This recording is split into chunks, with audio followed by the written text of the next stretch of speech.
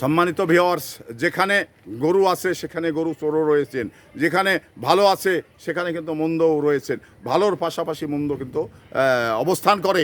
তো সেই জায়গা থেকে এই বাংলাদেশে যদি আমরা মনে করি যে আইনের শাসন শতভাগ প্রতিষ্ঠিত করব এবং ন্যায় বিচার প্রতিষ্ঠিত করব, এটা কিন্তু সরকার পারেন। কিন্তু এই যে সরকারকে অনর্থক দোষ দেওয়া হয় বিরোধিতার ক্ষেত্রে, সেটা হলো যে যেমন এই যে খুনের জরিপ দিয়েছেন টিআইবি যে 600 কতটি খুন এই এই নবনির্বাচিত সরকারের সময় থেকে এখন পর্যন্ত হয়েছে।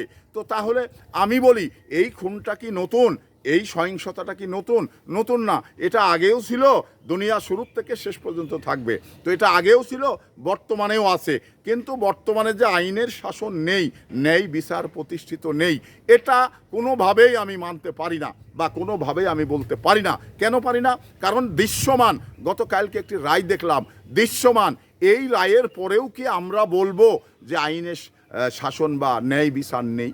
এটা কি বলা বিবেকমান মানুষ, এটা কি বলা ঠিক হবে? মিথ্যা বলা হবে। তো বর্তমান রাষ্ট্রে যে আইনের শাসন এবং ন্যায় বিচার প্রতিষ্ঠিত হয়েছে, তারই একটি দৃষ্টান্ত গতকালকে স্থাপন করা হয়েছে। কারণ জানেন যে এই ছোট বাচ্চাটা তার ধর্ষণের যে মামলাটিতে 4 কার্যদিবসে এই মামলাটির রায় হয়ে গেছে। এটা এত একটি মাইল ফলক রায়, সারা বাংলাদেশের মানুষ এটা নিয়ে ধন্যবাদ জানাচ্ছে সরকারকে এবং বিচার বিভাগকে স্বাগত জানাচ্ছে যে এই ধরনের বিচার আমরা চাই।